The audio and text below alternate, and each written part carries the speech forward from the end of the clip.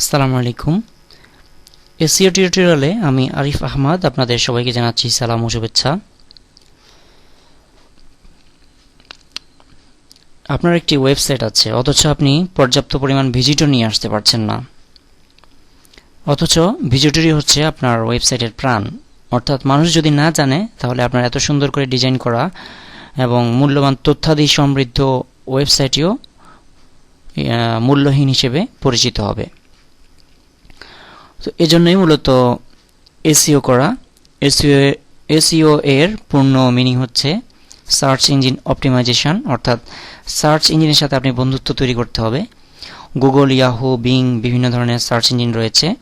আমি আপনাদের সামনে সবচেয়ে বড় যে সার্চ ইঞ্জিন সমৃদ্ধশালী গুগল, সেটি নিয়ে উপস্থিত হয়েছি।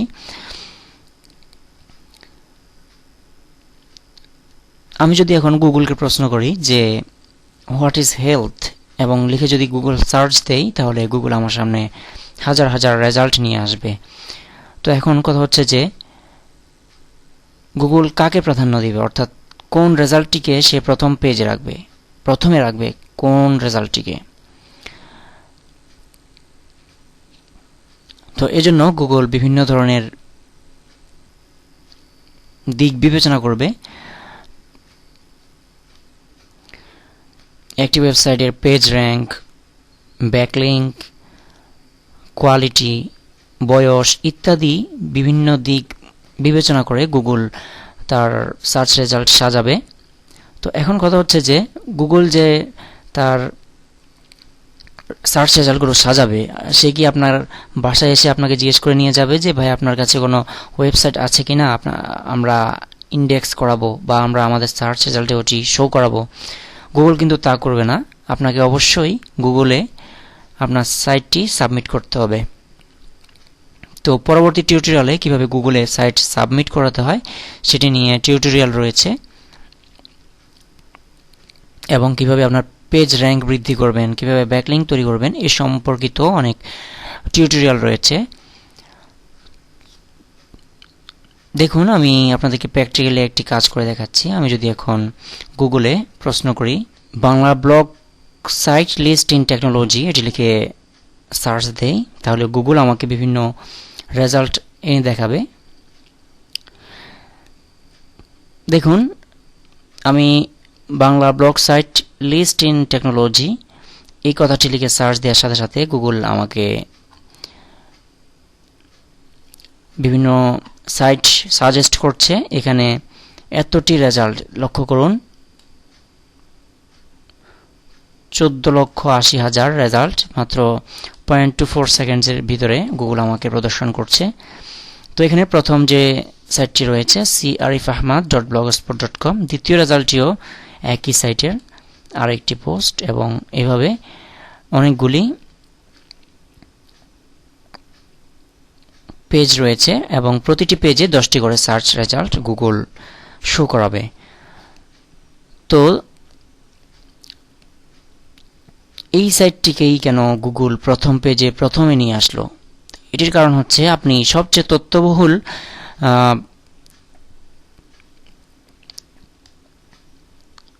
আর্টিকেলটি পাবেন এই ওয়েবসাইটটিতে।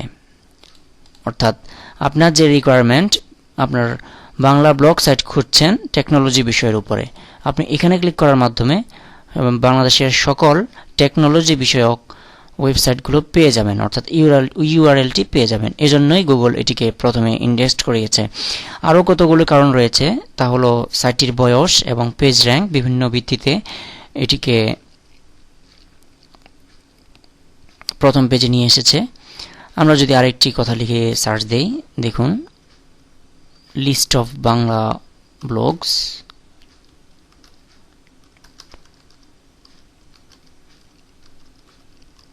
এটি লিখে যদি আমরা এন্টার প্রেস করি, তাহলে গুগল দেখুন আমাদেরকে কোন রেজাল্ট নিয়ে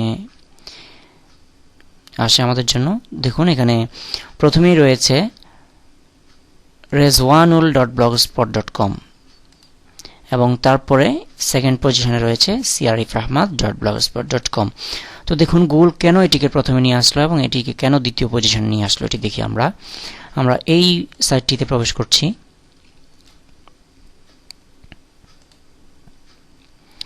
তো দেখুন আমাদের সামনে সাইটটি ওপেন হলো। এখানে দেখুন বিভিন্ন ধরনের ব্লগের ইউআরএল রয়েছে, এই যে এখানে ইউআরএলগুলো দেওয়া রয়েছে, অনেকগুলো প্রচুর ইউআরএল দেখতে পাচ্ছি আমরা। এবং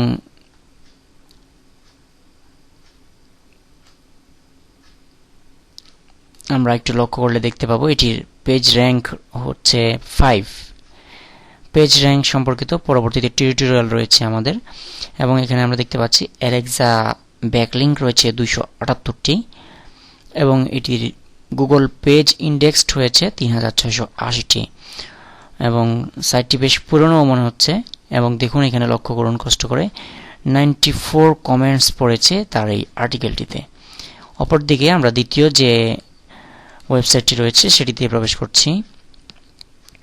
সেটির সাথে এটির কম্পেয়ার করলেই আমরা বুঝতে পারবো কেন এটিকে সেকেন্ড পজিশনে রাখা হয়েছে। তো আমাদের সামনে এই সাইটটি ওপেন হচ্ছে।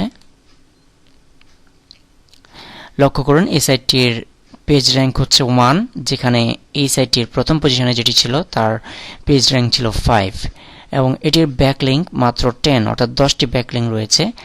আর অপরদিকে এটির ব্যাকলিঙ্ক রয়েছে 278টি। এবং আরেকটি জিনিস লক্ষ্য করলে দেখতে পাবো এটিতে কমেন্টস রয়েছে মাত্র 1টি, অপরদিকে এটিতে রয়েছে 90টিরও উপরে। একই সাথে এখানে যতগুলি ব্লগ রয়েছে এখানে মনে হয় তার চেয়ে বেশি ব্লগ রয়েছে, যদিও এখানে সেকেন্ড পজিশনে যে ওয়েবসাইটটি রয়েছে তার ব্লগগুলো গুরুত্বপূর্ণ, অর্থাৎ টপ লেভেল যেসব ব্লগ রয়েছে সেগুলোর নাম রয়েছে। আর এখানে সমস্ত ছোট বড় সব ব্লগের নামেরই এখানে দেওয়া হয়েছে।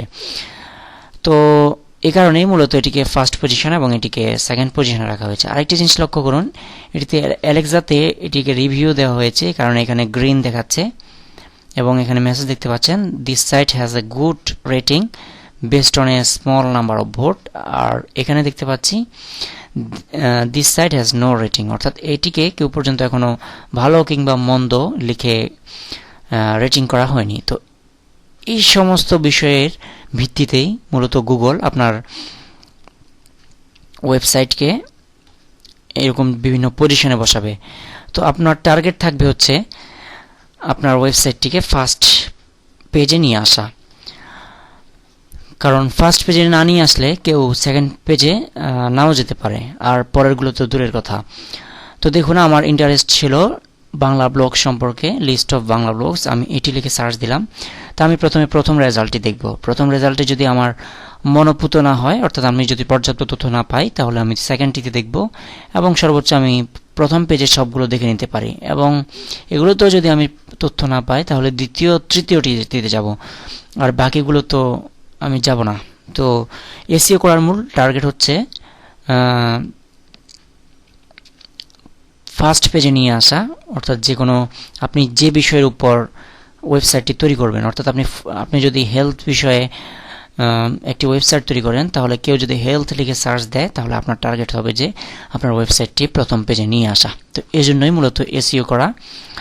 তো আমরা স্টেপ বাই স্টেপ সব কিছু দেখিয়েছি। আমাদের পরবর্তী টিউটোরিয়ালগুলো দেখার আমন্ত্রণ জানিয়ে প্রথম টিউটোরিয়ালটি এখানেই শেষ করছি।